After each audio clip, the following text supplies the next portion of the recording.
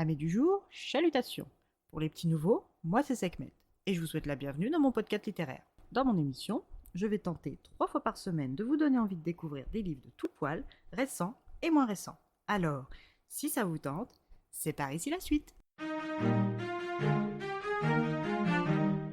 Aujourd'hui, je vais vous présenter Seoul Dream, l'opportunité d'une vie de Rina Beoen, publié aux éditions K-World. Dans ce roman, nous allons partir pour Séoul aux côtés de Yuk Jun-yu, 23 ans, danseuse professionnelle. Jun-yu a découvert la danse quand elle n'avait que 12 ans et c'est depuis lors qu'elle veut en faire son métier. Ce qu'elle ignorait à l'époque, c'est que le niveau de vie d'une danseuse professionnelle est finalement bien bas comparativement aux heures de travail nécessaires pour exceller. Elle n'a cependant jamais lâché son rêve, elle a même convaincu ses parents de l'aider financièrement quand elle a intégré une école de danse et elle n'a pas ménagé sa peine.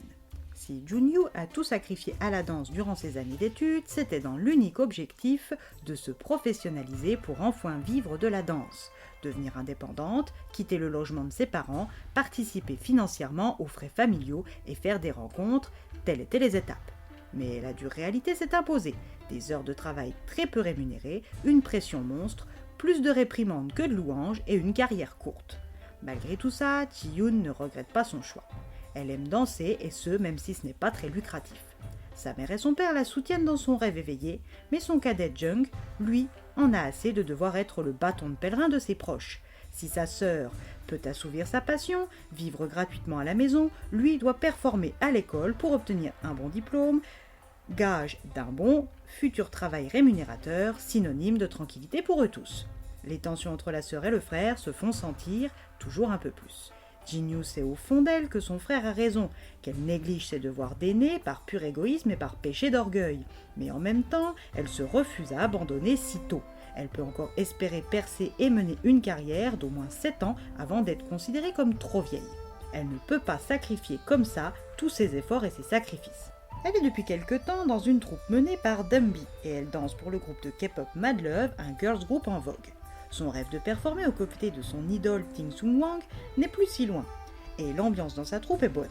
Sa meilleure amie Ji-ya est comme elle danseuse et compte beaucoup sur elle pour performer.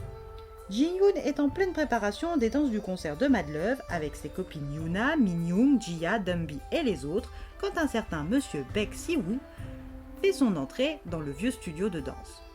Cet homme bien mis se présente comme appartenant à la JJO Entertainment, l'agence de divertissement des Mad Love, et souhaite lui parler en privé. De prime abord, elle pense qu'elle va se faire renvoyer, ce qui, dans un sens, lui faciliterait le choix de se chercher un vrai travail, au sens où son frère l'entend. Mais en réalité, M.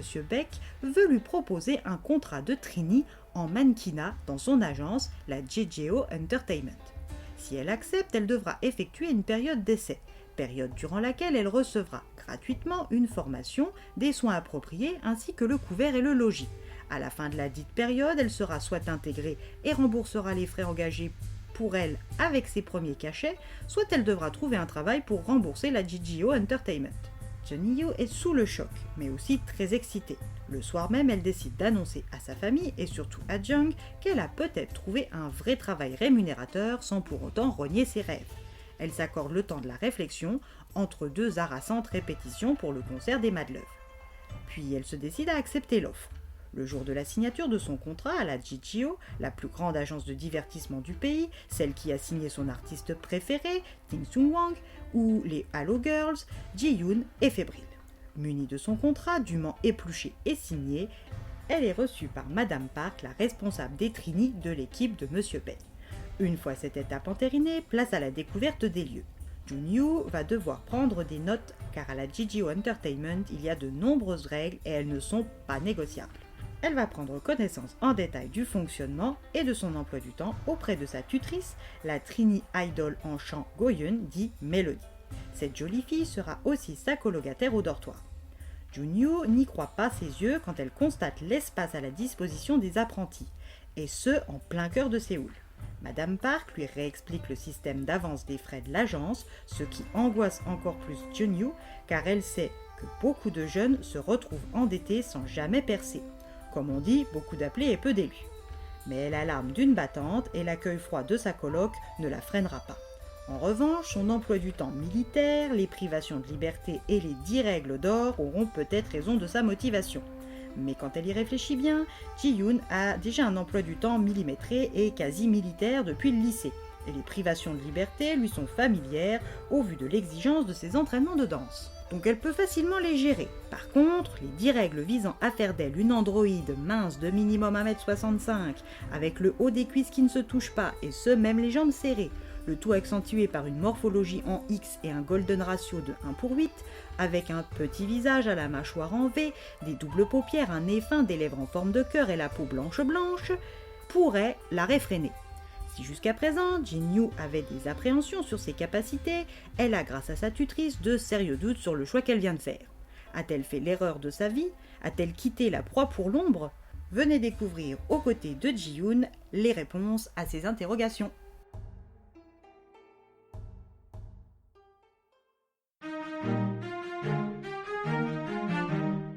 Une incursion dans le monde hyper codifié de l'industrie du divertissement sud-coréen. Une plume toujours page Turner.